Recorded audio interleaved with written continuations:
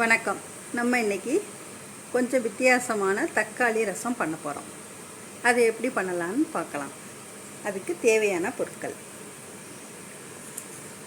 மிளகு, சீரகம், சோம்பு, பூண்டு, பச்சை மிளகாய். இதெல்லாம் பொடி பண்ணுறது. இது தாளிக்கிறதுக்கு வெங்காயம், ஒரு வெங்காயம், கருவேப்பிலை, 2 பச்சை மிளகாய், பட்டை சாமான்கள், மிளகாய் வத்தல், தக்காளி அரைச்சி வச்சுருக்கோம், பருப்பு வேக வச்சு எடுத்து வச்சுருக்கோம், புளி கரைச்சி வச்சுருக்கோம், கொத்தமல்லி நறுக்கி வச்சுருக்கோம். அவ்வளோதான் இதுக்கு தேவையான பொருட்கள். கடுகு பருப்பு, உளுந்தம்பருப்பு,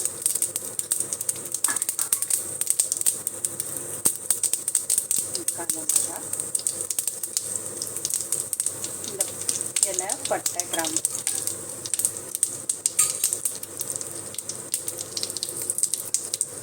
கொஞ்சம் நல்லா வெடித்தோடனே நல்லா பொடி பண்ணி வச்சுருக்கோம்.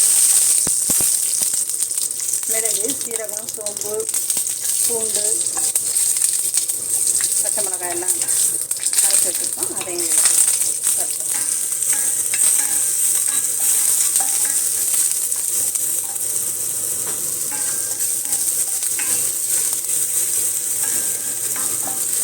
இதில் கொஞ்சம் நல்லா செவந்திருக்கும்.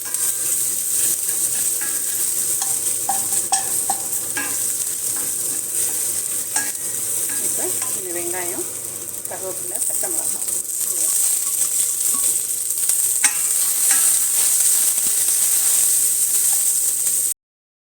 இப்போ இது கொஞ்சம் வெங்காயம் வதங்கிடுச்சு. இப்போ நம்ம அரைச்சி வச்ச தக்காளியை இது கொஞ்சம் நேரம் வதங்கணும். இப்போ உப்பு போட்டுக்குவோம்.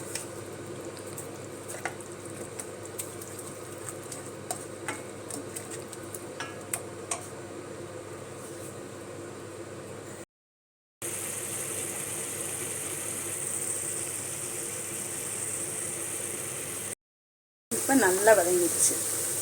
இப்போ நம்ம புளி கரைச்சி வச்சுருக்கோம், அதை ஊற்றிடலாம்.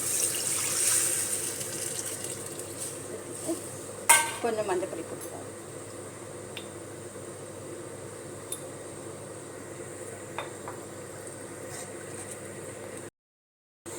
இப்போ லைட்டாக கொதிக்க ஆரம்பிச்சிச்சு. ரொம்ப கொதிக்க வேண்டாம். இப்போ நம்ம பருப்பு ஊற்றிக்கலாம்.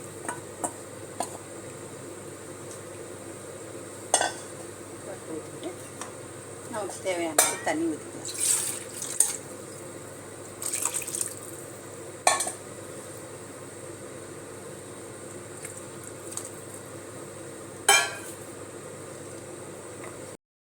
இப்போ கொஞ்சம் பெருங்காயம் பொடி போட்டுக்குவோம். அப்புறம் அவ்வளோதான், முடிஞ்சிச்சு.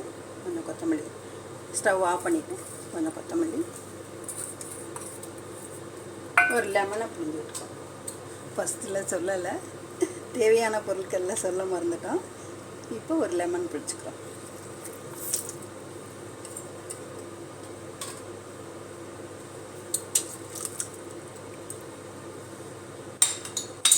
அவ்வளோதான், சுவையான தக்காளி ரசம் ரெடி. நீங்களும் வீட்டில் ட்ரை பண்ணி பாருங்கள். இது நல்லா டேஸ்டியாக வித்தியாசமாக நல்லாயிருக்கும்.